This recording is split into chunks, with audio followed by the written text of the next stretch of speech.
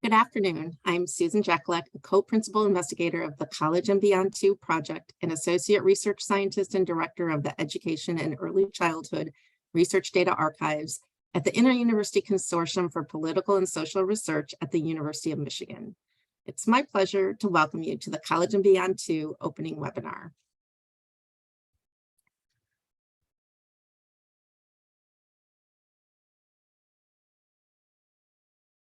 This event is part of the College and Beyond 2 study, which is funded by the Mellon Foundation. We are grateful for their support. We also acknowledge our fellow co-PIs, project team members, and collaborators. The College and Beyond 2 data series is a culmination of all of our efforts. I'll now introduce today's speakers, who are colleagues on the College and Beyond 2 study at the University of Michigan. I will be keeping these introductions very brief as our time here today is limited. Allison Flaster is Principal Investigator of the College and Beyond 2 data study and Assistant Research Scientist at the ICPSR. Anya Ovchinnikova is the Data Project Manager for the College and Beyond 2 project at ICPSR. Carson Bird, Anna Paulson, Ben Keister, and Susan Leonard, who are members of the College and Beyond 2 team, will be joining us at the end of the presentation to help answer your questions. In this first part of the presentation, I will give an overview of ICPSR and the College and Beyond 2 project, or CB2 as we also call it for short. Allison will then turn to discussing the data that is included in the project and is now accessible to researchers. Anya will follow with an overview of data user resources, access, and support. We'll then have time to address your questions, which you can send through the Q&A box at the bottom of your screen at any time.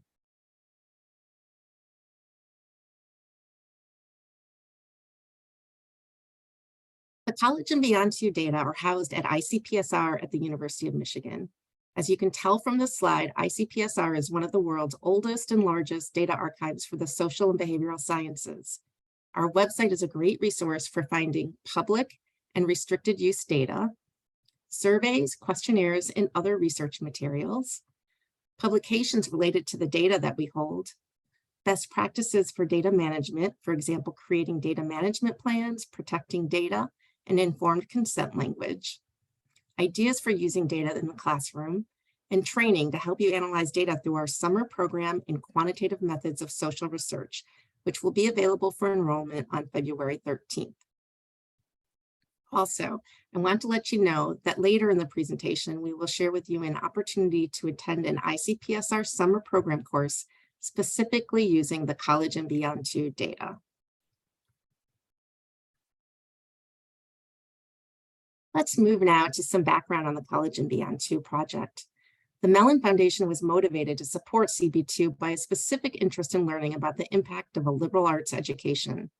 It is an outgrowth of a set of studies they commissioned with the goal of examining liberal education and associated life outcomes, including health and well-being, civic engagement, cognitive skills, and non-cognitive competencies.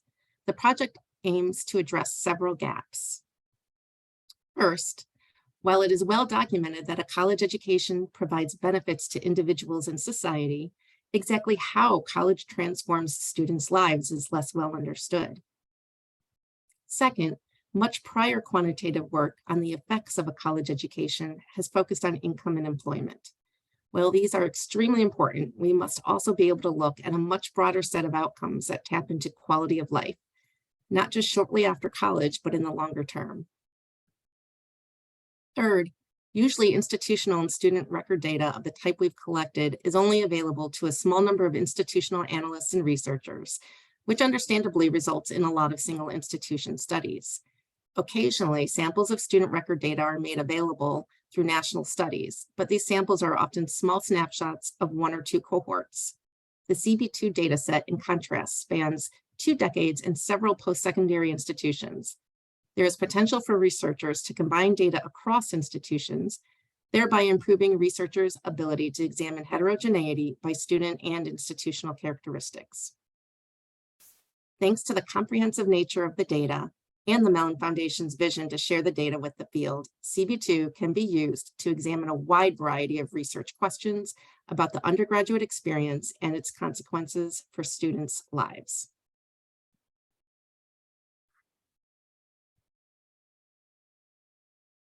We are fortunate to have the participation of 19 institutions within the 7 post-secondary systems shown here, including all of the CUNY colleges that award bachelor's degrees. We refer to the institutions collectively as the CB2 institutions. They are all public institutions, and they provide diversity in terms of student population, size, mission, and geography. Several are minority-serving institutions, and 2 are liberal arts colleges. To participate in the study, every institution had to offer the option of a liberal arts education and have administrative and student transcript data going back to the early 2000s. I'll add that we did not collect this data to benchmark institutions against one another, so the institutions themselves are masked in the data when it is disseminated. I will now turn the presentation over to Dr. Flaster, who will describe the extensive data available for analysis through the College and Beyond 2 project. Right, well, thanks, Susan. I'm really excited to share information about the CB2 data with you all today. We think this data will really open up opportunities to study undergraduate education in ways that we really haven't been able to before, or at least not on a large scale across many institutions or easily. Just as a reminder, we're leaving time at the end of today's webinar to answer questions. So please feel free to post any questions you have about the data in the Q&A, and we'll try to get to as many as possible at the end of the presentation.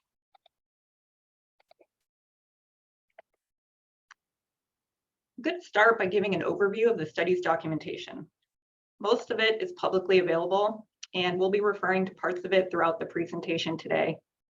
If you take a minute and type this link here that's highlighted into your browser, or you can scan the QR code, you'll have direct links to all of the publicly available data documentation and the other resources discussed in today's webinar. I'm going to wait a couple seconds and let folks do that for a minute.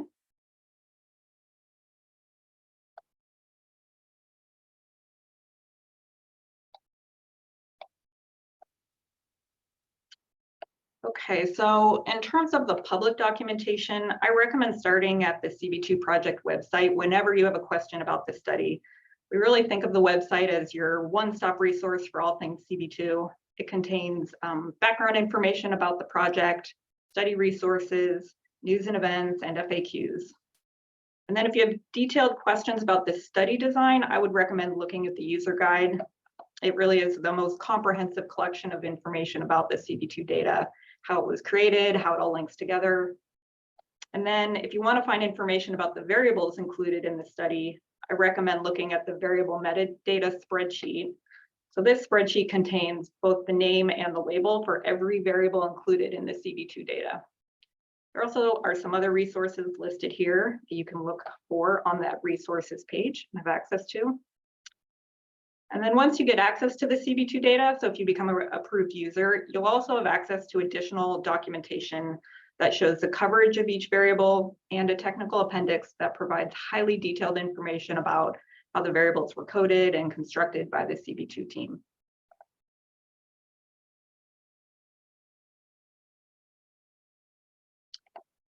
Now that you have all the documentation there in your back pocket, I'm going to start by giving a high-level view of what the College and Beyond 2 data looks like. The main thing to know is that College and Beyond 2 is actually a series of 8 different studies that all link together. The studies are made up of data sets of varying sizes, data types. As you can see here, we've got administrative, survey, and text data in the study, as well as different time periods. The data can be used to study many aspects of an undergraduate education, from peer effects to the content of students' courses, to how students fare after leaving college. So I'm going to start by describing the administrative data, which we really think of as the core of the study. And we use the administrative data to define the study population for CB2, which is all bachelor's degree seeking students who entered the 19 College and Beyond 2 institutions from around 2000 to 2021, depending on the institution.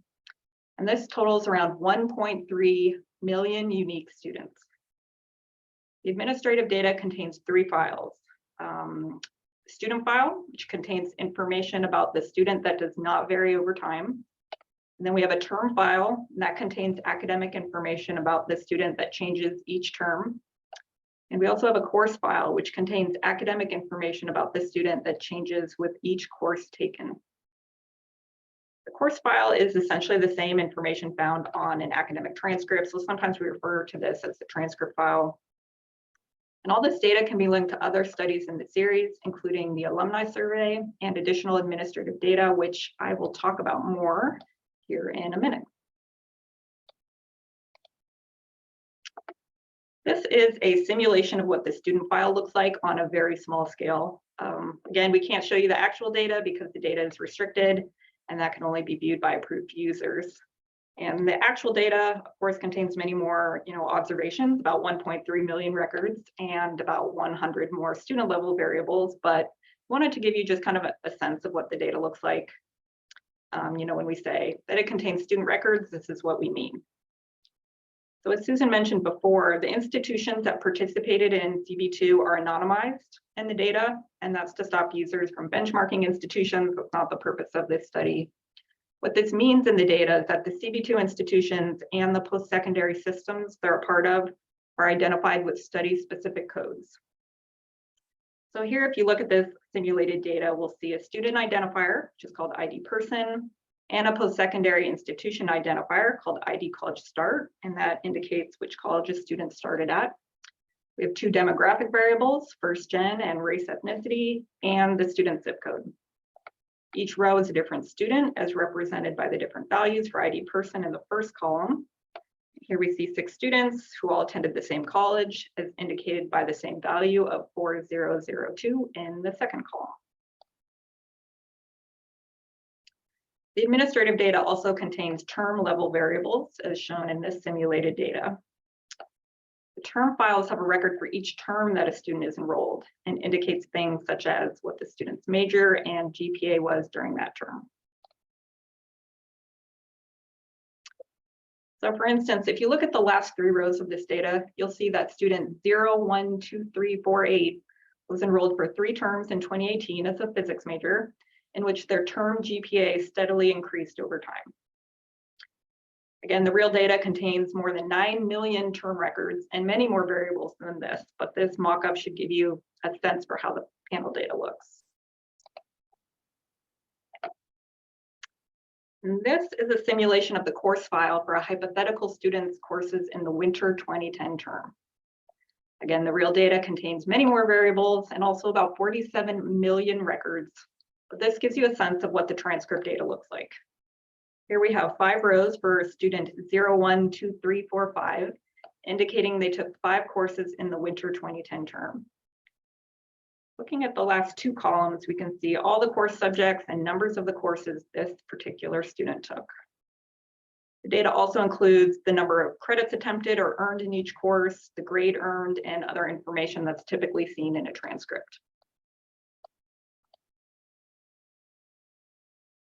Okay, so that's kind of a crash course on the administrative data, but the College and Beyond 2 series also contains survey data on college graduates called the Alumni Survey. The Alumni Survey data was collected by the CB2 project specifically for learning about the long-term outcomes of undergraduate education, and it can be linked to the administrative data. In 2021, we selected a sample of students from the administrative data who graduated in academic year 2009-2010. We located them, and then we asked them to take a survey about their college experiences and current life circumstances. That means that the survey data can be used to measure outcomes from college graduates a decade after they left college, when most of them were in their 30s, early to mid 30s. The survey data is actually split into 2 studies. So we have the main alumni survey, which contains all the data collected with survey items and scales. And then the second study contains the open response data collected as part of the alumni survey. This data takes the form of free writing in which respondents describe the college experiences that have the greatest impact on their development today. It's ideal for qualitative and mixed methods analyses of students' college experiences.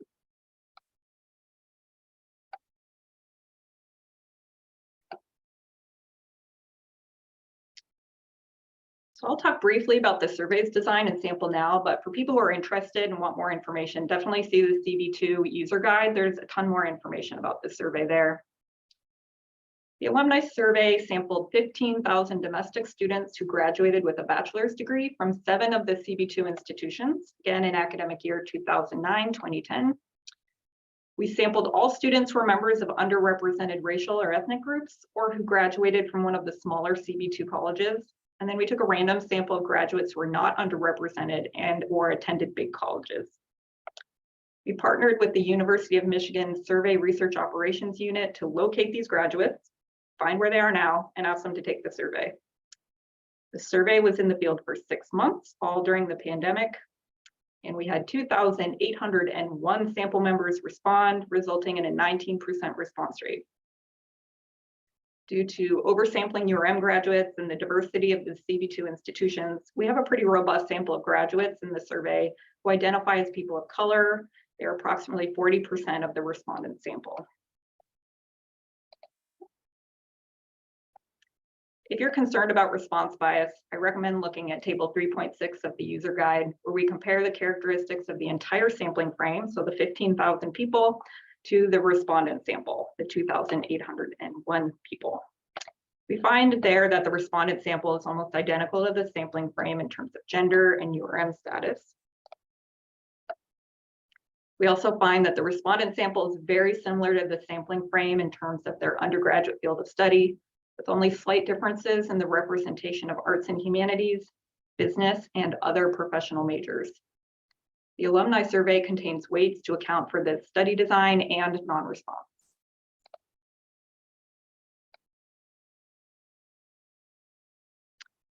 The alumni survey used existing indexes and scales whenever possible, which means that the measures are validated and have a history of use in the social sciences. In terms of the content of the survey, it contains measures relevant to the study of higher education, including respondents' retrospective accounts of their sense of belonging, involvement in high impact practices and extracurriculars, and participation in integrative learning. It also contains measures of graduates' current non-cognitive skills, health and well-being, civic and political engagement, and many other topics. The entire questionnaire can be viewed on the College and Beyond 2 website. The Alumni Survey's open response study contains written responses to the following question that was asked in the survey. Think back on the experiences and events that made up your undergraduate years. Choose one that seems especially important and explain it. Then discuss the ways it has contributed to your life today in personal and or professional terms. So in answering this question, respondents really wrote about a wide variety of undergraduate experiences in great detail. Some of the responses are just incredibly rich. And certainly there are too many of the topics that people talked about to list here. However, some topics were written about more than others. They include studying abroad, that was clearly very impactful to people, Greek life, financial struggles, meeting someone significant, whether a future spouse or professor that changed their entire worldview, and experiencing discrimination from professors and other students. Unfortunately, that was a common occurrence. The College and Beyond 2 contains additional student and course level data that helps researchers examine student experiences in great detail and can also be linked to the core data.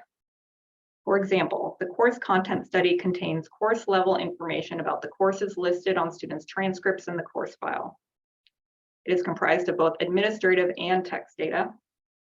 It includes the course title, the department that offered the course, and standardized codes that identify the main topical area of the course. These codes are important because they allow researchers to analyze curricula between the CB2 colleges, despite the colleges having different course numbering and naming conventions.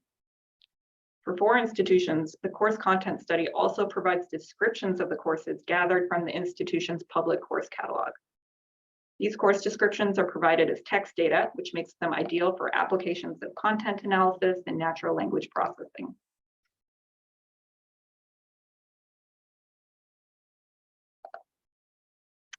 So this is a fairly typical course description from one of the CB2 colleges, and I'll give you a minute to read the description on your own.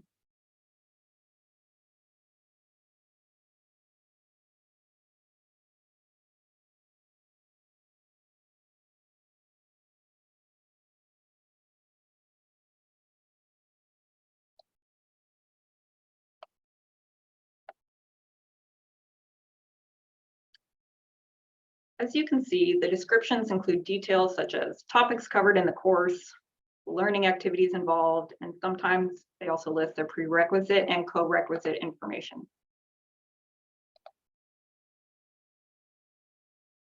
College and Beyond 2 also contains administrative data on advanced placement, student test and course credit records from 4 post-secondary systems that participated in CB2.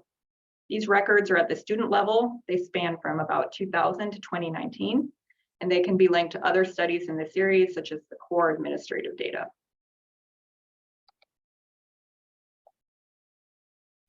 The student experience analytics contains measures of students' undergraduate experience based solely on information in the administrative data. And they were created by 2 researchers on the CB2 study team who are going to join us in the Q&A. These measures are provided as examples of the types of aggregate measures that can be distilled from transcript data. And we really encourage users to explore using them and further developing them in measures like them. These are student and course level measures that can be linked with the other data in the series.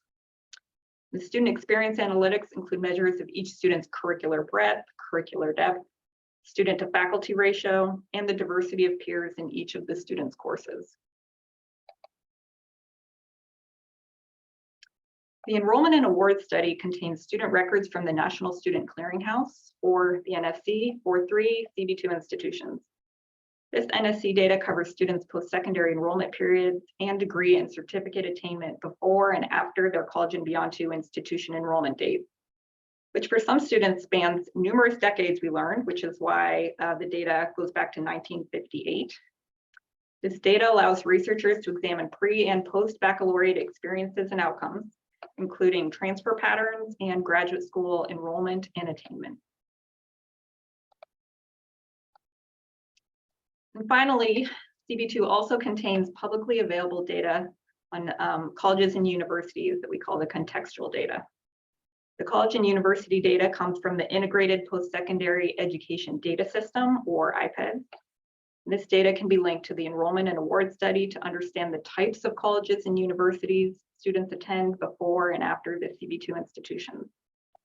This data can also be linked to the Alumni Survey to understand the types of colleges and universities students applied to before deciding to attend the CB2 institution they graduated from. CB2 also contains publicly available data on neighborhoods from the National Neighborhood Data Archive, or NANDA. If you're not familiar with NANDA, it's really a great set of data, and I definitely encourage you to check out the full set of data available at ICPSR. But specifically for College and Beyond 2, we've linked the NANDA data to CB2, specifically providing zip code level socioeconomic information, such as the proportion of residents with various education and income levels. So this data can be linked specifically to the administrative and survey data to better understand how community resources impact educational processes and outcomes. So I know that was a lot of information about the data all at once. I want to thank you all for hanging in there on our whirlwind tour of the data. But I thought it might be helpful after all that information to stop and think about the type of research questions you can answer with this College and Beyond 2 data. It's a general interest data set, so the options are, essentially endless, but I'm going to offer some thoughts about the aspects of the data that we think are especially promising for providing new educational insights. So first, the CB2 course level data is ideal for answering questions about trends in students' courses that unfold over time or in response to national events. To take advantage of this, researchers could ask questions like, how has enrollment in liberal arts courses changed since the Great Recession? Also, with millions of records, the sheer size of the CB2 data also means it's ideal for analyzing educational processes and outcomes for groups that are usually not well represented in study samples. For example, a researcher could use the CB2 data to ask, what is the relationship between academic achievement and classmate race and gender in gateway courses for Black female engineering majors? CB2's data is large enough to restrict samples to particular types of students and courses and still have enough statistical power to make rigorous inferences. Second, the course content data allows researchers to ask questions about the topics college students engage with on a more detailed level than transcript-based studies have previously allowed. So for instance, you could use the data to determine if students were more likely to take classes that covered disease transmission in winter 2020 which was prior to the onset of the pandemic, then in fall 2020 after the onset of the pandemic, and thereby learning how responsive the post-secondary curriculum is to current events. Also, because the CB2 data covers many institutions, researchers can use it to make broader claims about trends in undergraduate education than analyzing data from one college allows. Third, the alumni survey data provides a rare opportunity to examine the long-term outcomes of a college education in ways that go beyond the typical discussion of earnings and return on investment. The alumni survey asked respondents about numerous domains that are hypothesized to be the enduring outcomes of a rich undergraduate education. Things like engagement in the arts, appreciation for diversity, career adaptability, and psychological well-being. So for example, researchers could use the CB2 data to answer questions like, what educational experiences during college are most strongly associated with engagement in the arts later in life? Now I'm going to turn the presentation over to Anya Ovchinnikova, who manages the College and Beyond 2 project at ICPSR. And she's going to discuss the resources available for learning about the data and gaining access to it. Hey, Allison and Anya, that is definitely our plan. We do have a few questions, and I thought it might be great to answer some of the questions right now. And we can go back to answering more questions at the Q&A at the end. So I think Sure. we have some great questions. One of the questions we have is, and it was answered in the chat, but let's talk about it. Are there any two-year colleges among the participating institutions? Yes, that is a good question. There are not, there's none of the CUNY two-year colleges are currently included in the College and Beyond 2 study. We included data from the institutions that are primarily offering baccalaureate degrees, although I'm sure that there is some intermingling of both 2- and 4-year degree attainment within the institutions in our study, but we really focused on the institutions that are baccalaureate institutions. We do hope, go ahead. I was going to say, Ben, do you want to add any more to that? Yeah, so part of the sample, the student sampling is for students that intended to receive or earn a bachelor's degree. So there are students, so we answered yes to the question of their two-year colleges, and that only means that there are students that started at a two-year college and later moved to a 4-year college to seek a bachelor's degree. So that's answering, are there students that went to a 2-year college that are in the sample? And the answer is yes, but did we specifically study the 2-year colleges and include all their students? The answer is no. Thanks. And then there's another question. Do you have any variables in the course file indicating categorization as a career and technical education versus a non-career and technical education? And while we don't have any direct indicators of this in the course table, could someone from the panel talk about whether there's a direct way, indirect way, or anything else, an indirect way of getting at career and technical education versus non-career and technical education? I think Anna would be the best person probably to answer that. Yeah. In the course content file, we use machine learning to apply an NCS typology called the college course map. And basically, that's a typology of courses that's standardized across institutions in the US. And we train a machine learning model to predict the course classification based on the title of the course. So that doesn't directly say, is this a career and technical education course, but it does say broadly what kinds of courses those are. And you could look in the college course map, which is publicly available on NCS's website, to see which codes you might be wanting to look at to perhaps identify those courses. It is a machine learning model, so it's not perfectly accurate, but you can get a sense of course enrollments that way. Thanks, Anna. Another question we have is, do the data sets we have any information about dual credit, dual enrollment students?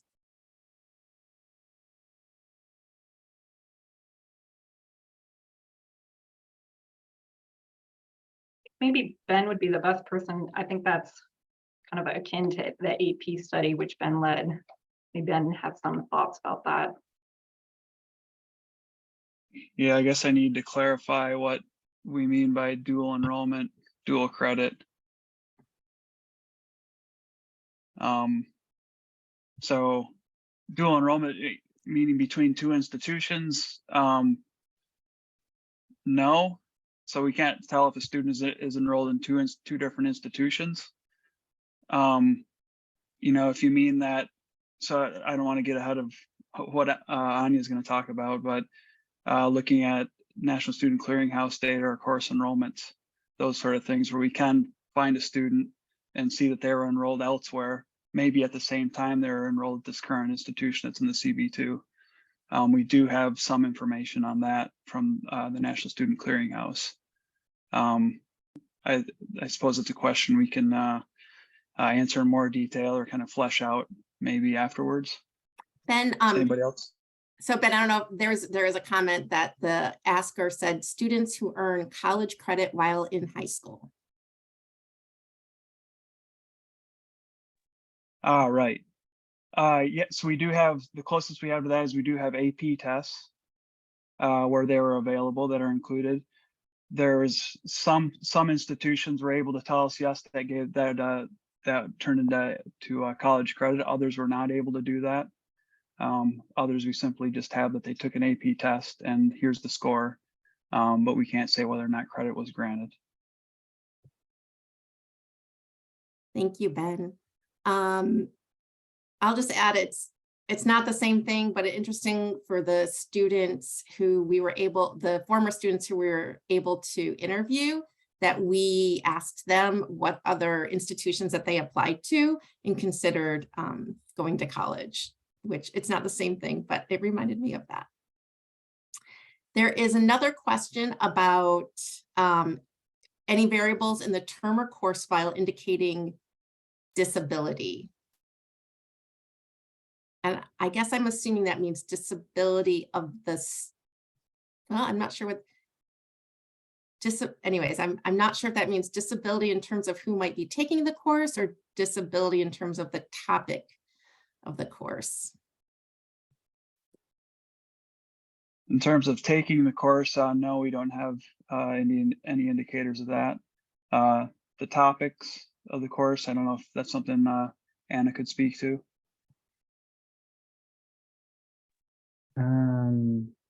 No, not directly. Perhaps the course description will refer to that topic. I am thinking perhaps this question is also about whether students have disability plans at institutions for terms, and I don't believe we have that. And another question, is there a variable in the core administrative data to indicate whether or not students study abroad? At some institutions, whether you study abroad or not is recorded in the course title that clearly indicates that you studied abroad. For example, it'll say, you know, Spain 201 international education. And in those cases, we did label the department as to whether it was a study abroad department or not. But that will be kind of variable across institutions depending on how they use their transcripts. And then I believe there's a study abroad variable in the alumni survey. Is that correct, Allison? That's right. As one of the co or extracurricular activities people could indicate that they participated in while they were in college. So that for the survey sample, that information would be available. Great, thanks. Why don't we move on? And if people feel free to continue asking questions in the question and answer, and we will continue to pause and answer them. Thank you.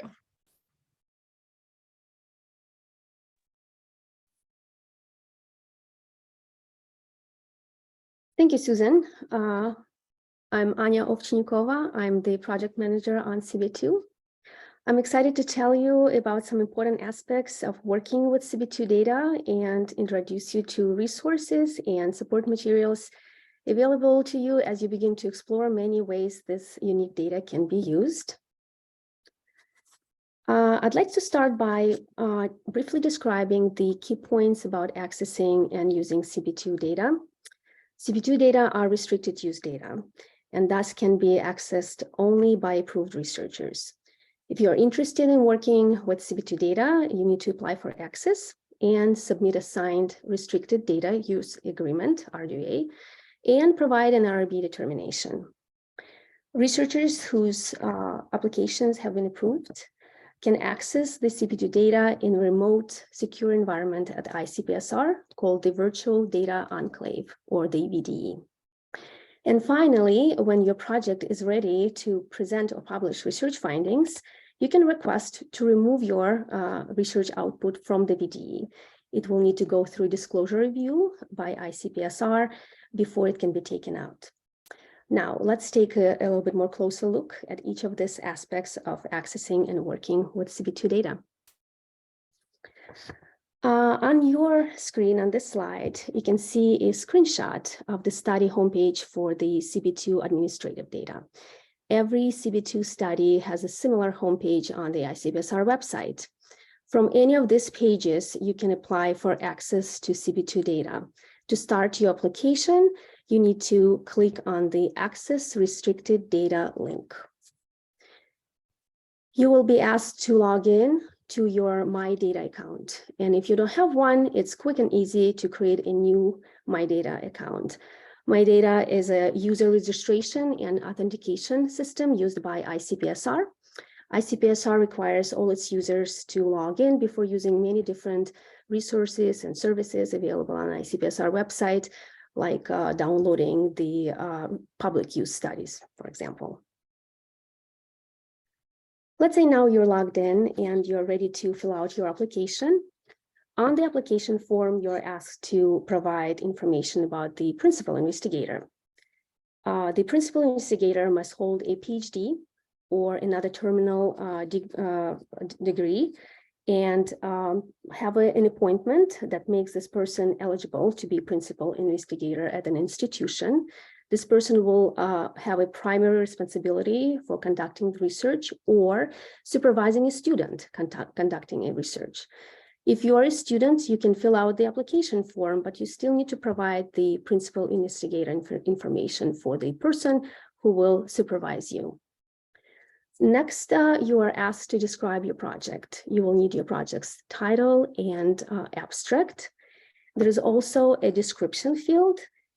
In the description field, in 700 words or less, we ask you to provide research questions you plan to address, indicate which CB2 studies and variables you plan to use, why CB2 restricted data are needed for your research, and finally, because CB2 data are provided under FERPA exemption, you are required to provide a brief explanation about how proposed research will contribute to improving educational instruction, defined broadly. When applying for access to multiple CB2 studies, you still need to submit only one application. There is a spot on the application where you can select multiple CB2 studies required for your research. After you submit the form, you will receive an email confirmation with further instructions to complete your application. The next steps in the application process include downloading, completing, and signing the Restricted Data Use Agreement, RDA. The CB2 RDA is an institution-to-institution agreement, and so it must be signed by the principal investigator and the investigator's institution and the University of Michigan.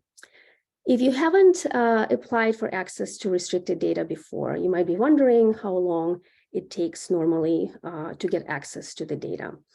Well, the time varies and depends on the quality and completeness of the application, but primarily it depends on how long it takes you to coordinate with your institution and have your institutional representative sign the RDA, and how long it takes the University of Michigan to sign your RDA.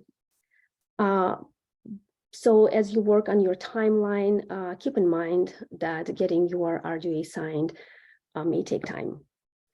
But after we receive your fully executed and signed restricted data use agreement, typically it takes approximately 2 weeks for the project to get access to the data.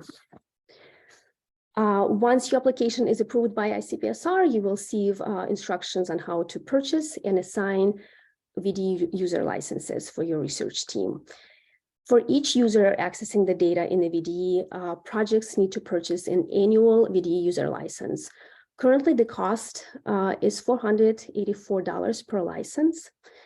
And the final step before your research team can access the data, all VDE users must watch a short VDE training video and take a quiz to ensure appropriate usage and behavior for users working with restricted data in the VDE. All your research work with the data needs to take place in the VDE, no exception. So how does the VDE work? The VDE is very similar to a remote Windows desktop computer, launched from the researcher's own desktop, but operated on a remote server. We're fortunate actually to have this incredible technology at ICPSR. Without it, another alternative would be maybe coming to this physical data enclave or negotiating and creating a similar secure private workspace at your institution. You can imagine. VDE makes it really convenient for researchers to use the restricted data. VDE is launched on your computer and it works like another physical machine. The difference is that this virtual machine is isolated from your desktop computer. You won't be able to download the files from the VDE to your machine. It is also restricted in its external access, preventing you from using the internet, emailing, copying, or otherwise moving the files between the VDE and your computer. Inside the VDE, all standard statistical packages and Office applications are provided. And again, when your project is ready to present or publish research findings, you can follow the instructions given to you when your application was approved for access to request to remove your research output from the VDE. Before the output can be taken out, ICPSR staff will conduct a disclosure review to ensure that the output cannot be used to identify an individual or an institution. You can find more information about the CB2 study and CB2 data by visiting our project page at www.icpsr.umich.edu/college and beyond 2. This is where you will also find available user materials. Among them is a very thorough user guide, FAQs covering topics such as applying for access to CB2 data, working with CB2 data in a virtual data enclave, complying with the restricted data use agreement. There are also publications and past presentations. And if at any moment you need help, you can reach out to ICPSR help desk at icpsr-umich.edu. Also on the project page, you can sign up for CB2 announcements if you'd like to receive CB2 updates and notifications about upcoming CB2 events, like the one I'm going to tell you about next.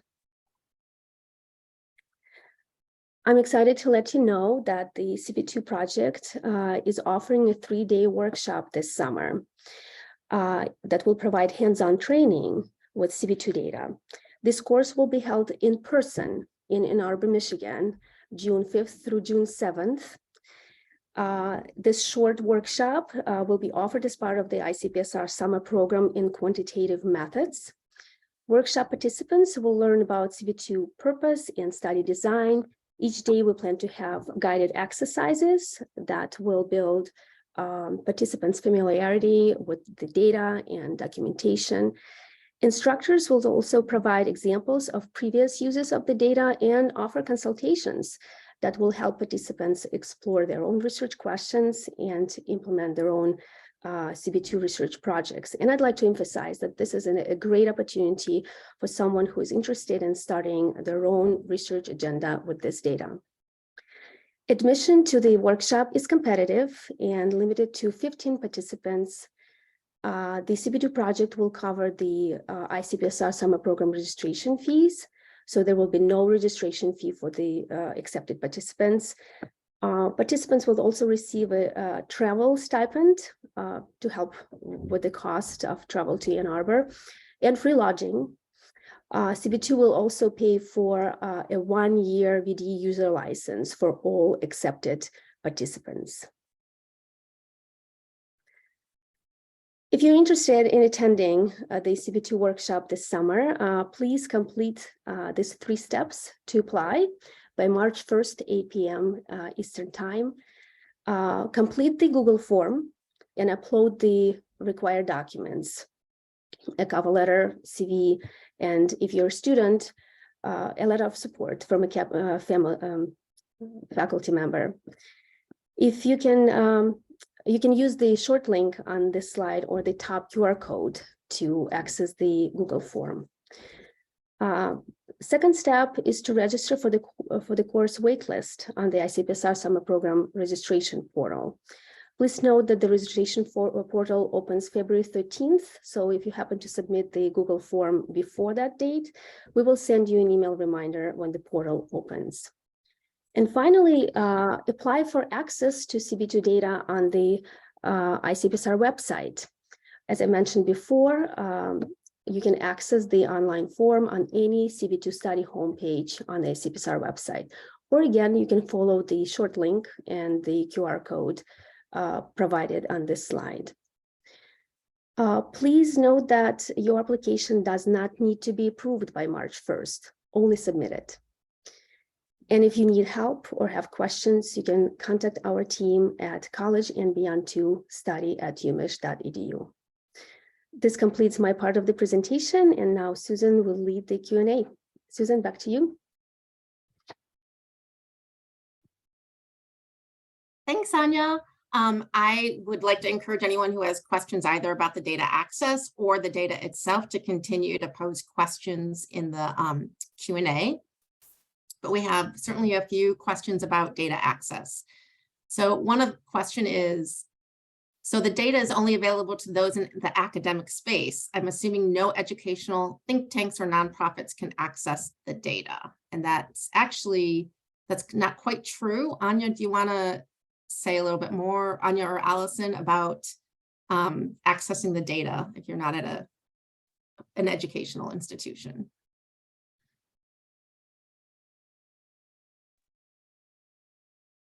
I think Anya probably would be the best person. I think she knows this area a little better than I do.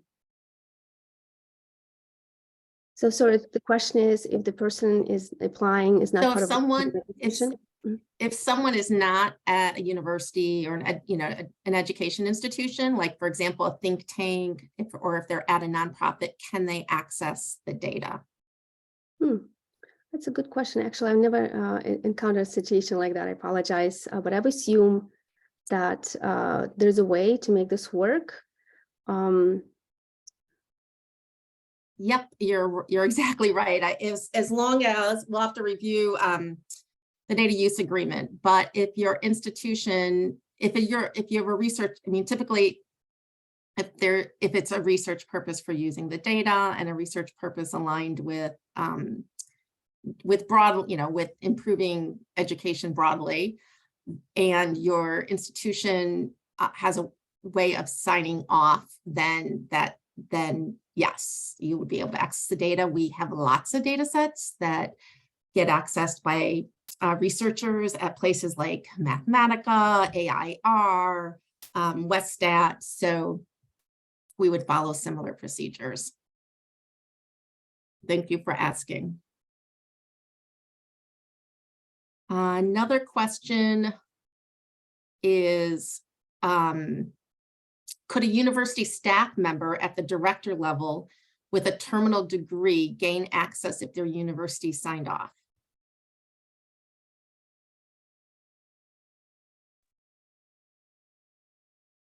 I think my understanding is that there's also a way to make that particular situation work as well. I think it's, I'm getting the sense people are concerned if your particular situation doesn't fit into the standard academic situation where you have a PhD or you're a student working under somebody who has a PhD. If you don't fit into that kind of that particular mold, definitely get in touch with us. That shouldn't be a thing that if you have a legitimate research purpose and you are qualified to work with data, that shouldn't be something that prevents you from accessing the data. So I would just say, if you don't fit in the mold, definitely get in touch. Email us at collegeandbeyond2study at umich.edu, and we'll talk through this and get some more information about ICPSR. But I would say don't let that deter you at this point. I totally agree. That's exactly right. There are all kinds of research situations that we've handled before, and sometimes we're always happy to help you walk through what is needed to access the data.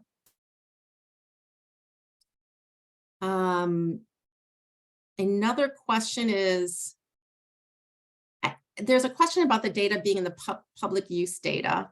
It's twofold. Actually, first of all, I wouldn't call the data is available widely, but it does, I think all of the data requires a restricted use agreement, right, Allison and Anya? That is correct. We have no publicly available data. We have restricted data only. However, that still means the data still can be used, but for qualified purposes. And so the second part of this question is, can I download the data set and use it for a future publication? So the answer to that is that the data cannot be downloaded to your computer. However, you can access it, as Anya described, in a virtual data enclave. And absolutely, we encourage publications using this data. So you would, so certainly we would encourage people to use the data in the data enclave and publish with it. That's something that people do all the time with data that they access in the virtual data enclave. Yeah, maybe I can add that, as I was describing, that what you can get out of the VDE is the your final research output, the findings that you're planning to publish or present, and this the output that needs to go through the disclosure review, just to make sure that it cannot be used to identify an individual or an institution. So yes, you certainly can get your research output out of the VDE for purpose of publishing and presenting your research. Okay. And there is another question, are the requirements for data access the same for the workshop as for the research project? To answer that, yes, they are. One of the challenges of training people to use this data is that it is restricted, and the conditions that are in place to ensure that people use the data properly with proper training, they have to be in place regardless of whether somebody is applying to use the data for many years or just a workshop. Although we are working on trying to find a way to streamline the process for a workshop, as it stands right now, the requirements are the same for the workshop as a full application to do a research project independently of the workshop.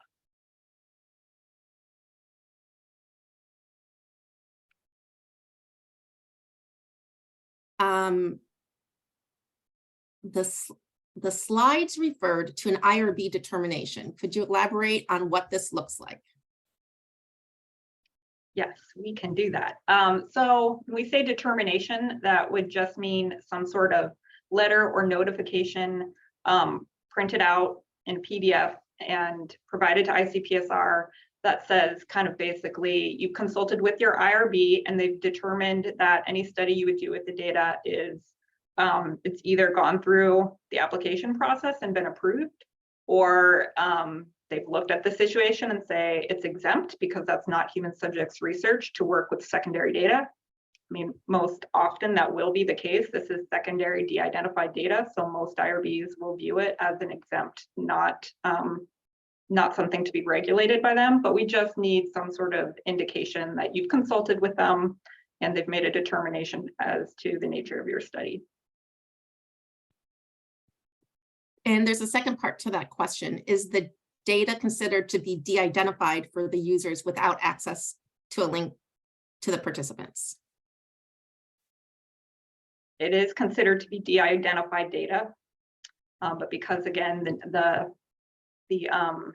the nature of the data and the fact that it was received under a FERPA exemption, that is what really essentially requires us to put additional kind of controls and safeguards to ensure that there is no way somebody could be identified, no institution could be identified or an individual. So it is de-identified data. You will not have access to PII in the data or any direct identifiers. And also many indirect identifiers have been masked or collapsed as well.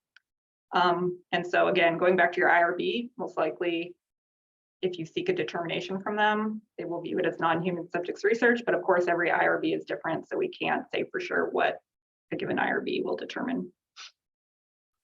We have a number of other questions that we'll answer some in the chat since we're getting close to 2. But one of the questions again, now posed a little bit differently, are there any variables that include students who identify as having a disability in any of the data?